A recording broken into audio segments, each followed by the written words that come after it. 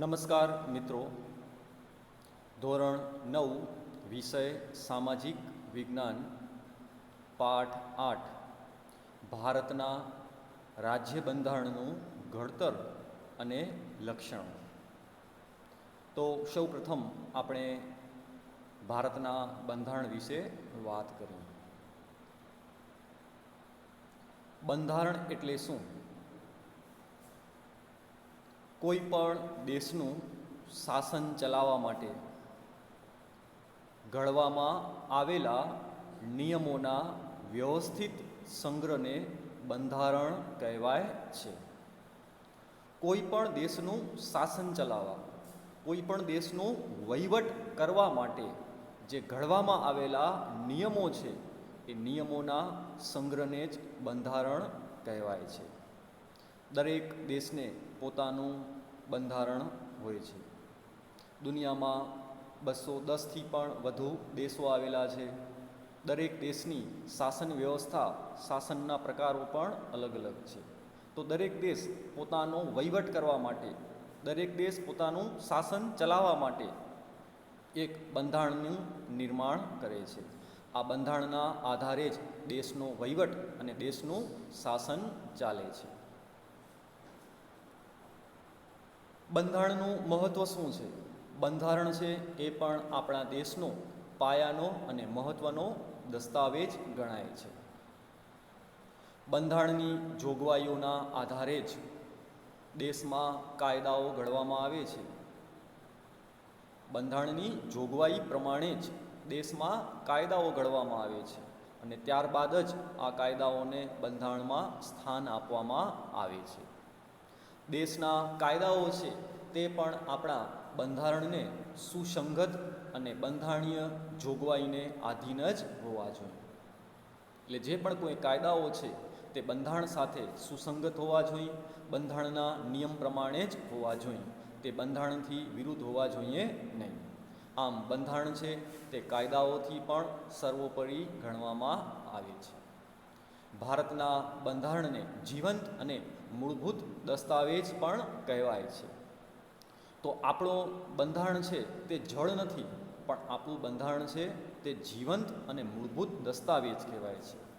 કારણ કે બંધારણમાં સમયાંતરે બદલાતી જતી લોકોની જરૂરિયાતો, લોકોની અપેક્ષાઓ, લોકોની આકાંક્ષાઓ, લોકોની ઈચ્છાઓ, લોકોની ઉચ્ચ ભાવનાઓનો પડઘો પડતો હોય છે. માટે જ બંધારણને જીવંત અને મૂળભૂત દસ્તાવેજ ગણાય છે. આપણું બંધારણ 26મી જાન્યુઆરી 1950થી અમલમાં આવ્યું. આ જે બંધારણ ઘડાયું એને 7 દાયકાથી પણ વધારે જેટલો સમય થયો. પણ આપણે બંધારણને જળ નથી કહેતા, કારણ કે બંધારણ છે, કારણ કે આપણે કોઈ પણ સરકાર હોય એ સરકાર છે તે બંધારણને જ હંમેશા ફોલો કરતી હોય છે. બંધારણ પ્રમાણે જ દેશનો વહીવટ ચાલતો હોય છે.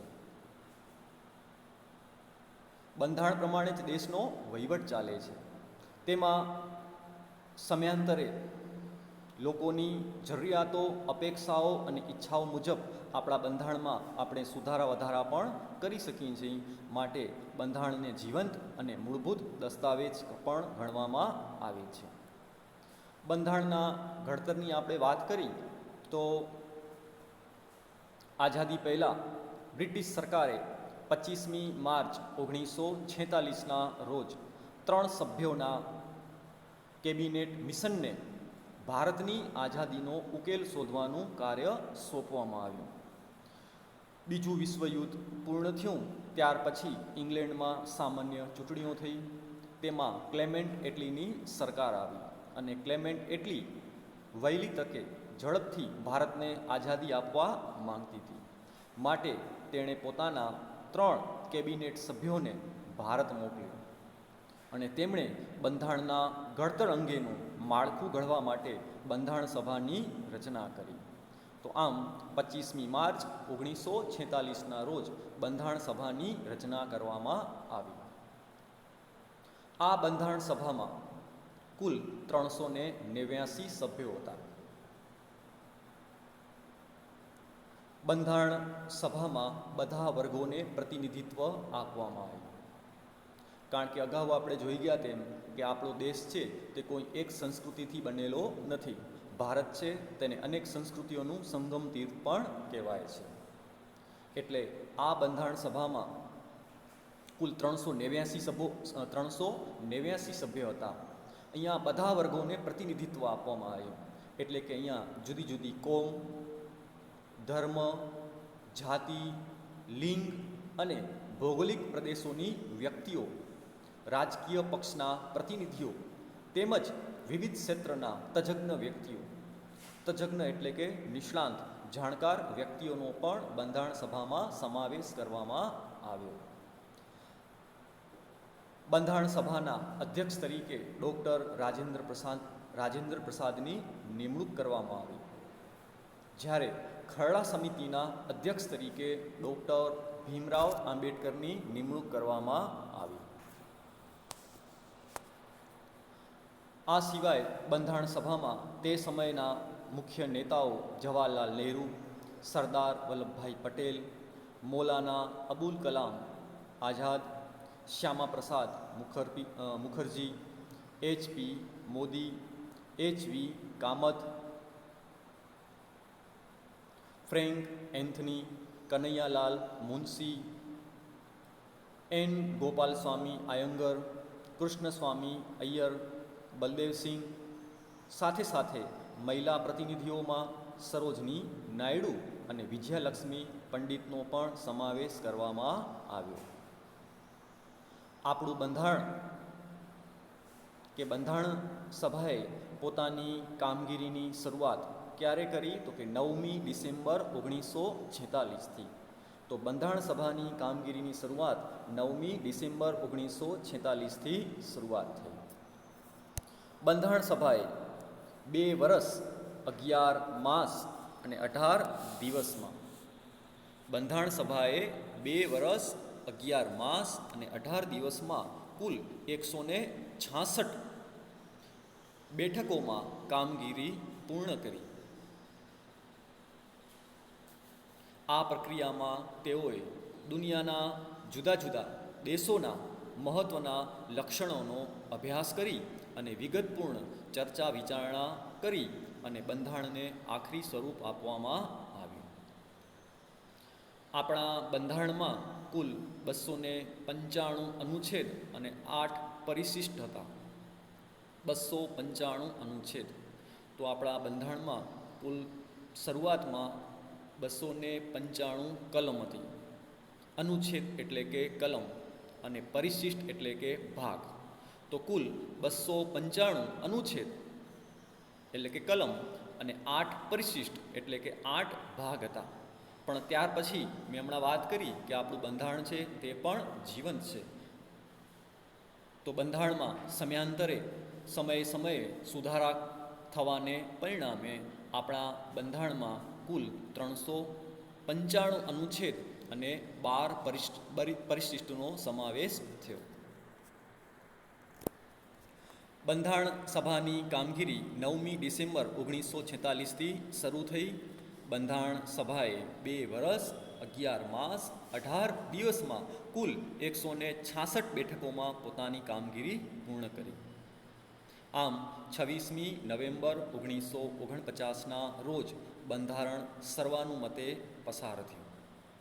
તો આપણું બંધારણ 26મી નવેમ્બર 1949ના ઘડાઈ ગયું, છતાં પણ તેનો અમલ 26મી જાન્યુઆરી 1950થી કરવામાં આવ્યો. 26મી જાન્યુઆરીનો દિવસ પસંદ કરવામાં આવ્યો તેની પાછળ પણ ઘણા બધા કારણ છે. કારણ કે 26મી જાન્યુઆરી 1930ના આપણે સૌ પ્રથમ વખત સ્વતંત્રતાની પ્રતિજ્ઞા લઈ અને પહેલીવાર આપણે સ્વાતંત્ર્ય દિન પણ ઉજવવામાં આવ્યો. કારણ કે આ જ દિવસે આપણે પૂર્ણ સ્વરાજની માંગણી કરવામાં આવી કે પૂર્ણ સ્વરાજની પ્રતિજ્ઞા પણ કરવામાં આવી. આમ 26મી જાન્યુઆરી 1930ના સ્વતંત્રતાની પ્રતિજ્ઞા લઈ અને પ્રથમવાર સ્વાતંત્ર્ય દિન ઉજવવામાં આવ્યો. એટલે આ દિવસ આપણા માટે ખૂબ યાદગાર છે. એટલે આ દિવસને આપણે ક્યારે પણ ભૂલી ન શકી તે માટે આપણા બંધારણ 26મી નવેમ્બર 1949ના ઘડાઈ ગયું હતું, છતાં પણ તેનો અમલ 26મી જાન્યુઆરી 1950થી કરવામાં આવ્યો. આપણે 26મી જાન્યુઆરીને પ્રજાસત્તાક દિવસ તરીકે પણ ઉજવીએ છીએ. ભારતના બંધારણમાં રાષ્ટ્રચિહ્નો તરીકે 4 સિંહોની મુખાકૃતિ અને રાષ્ટ્રસૂત્ર સત્યમેવ જયતે ને પણ સ્થાન આપવામાં આવ્યું છે. ભારતનું બંધારણ વિશ્વમાં સૌથી મોટું, સૌથી વિસ્તૃત અને સૌથી વિશદ લેખિત દસ્તાવેજ છે.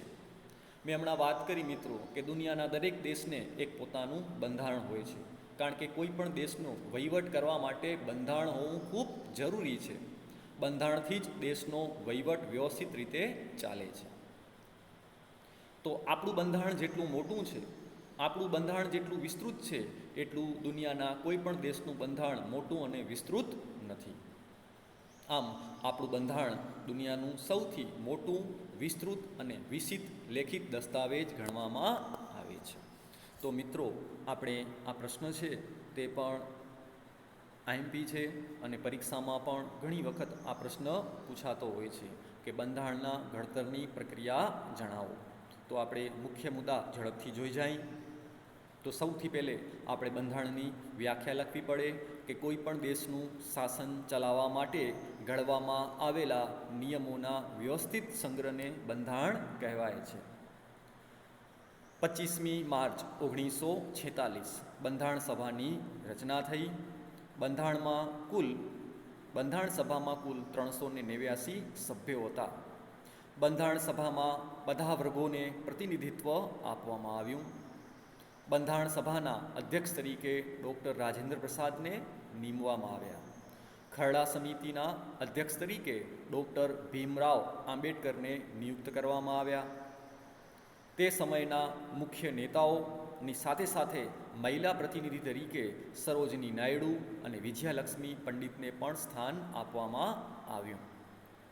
બંધારણ સભાએ પોતાની કામગીરીની શરૂઆત 9 ડિસેમ્બર 1946થી શરૂ કરી. આપણું બંધારણ ઘડવામાં કુલ કેટલો સમય લાગ્યો? તો બંધારણ સભાએ 2 વર્ષ 11 મહિના અને 18 દિવસમાં કુલ 166 બેઠકોમાં આ કામગીરી પૂર્ણ કરી, કે જેમાં જુદા જુદા દેશના બંધારણના લક્ષણોનો અભ્યાસ કરી, વિગતપૂર્ણ ચર્ચા વિચારણા કરી અને બંધારણને આખરી સ્વરૂપ આપવામાં આવ્યું.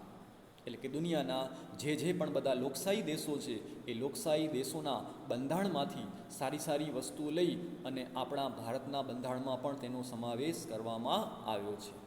આમ 26મી નવેમ્બર 1949ના રોજ આપણા બંધારણની કામગીરી પૂર્ણ થઈ.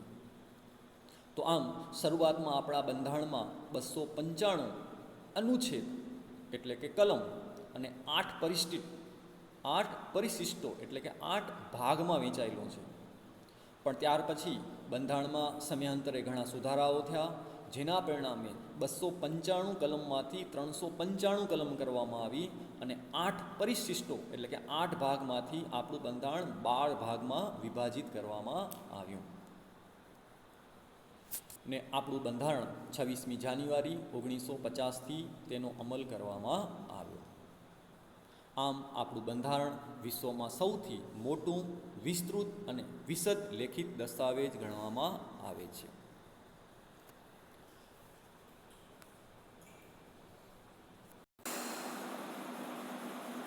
આમુખ અને તેનું મહત્વ. ભારતનું બંધારણ આમુખથી શરૂ થાય છે. આમુખ એટલે કે પ્રસ્તાવના.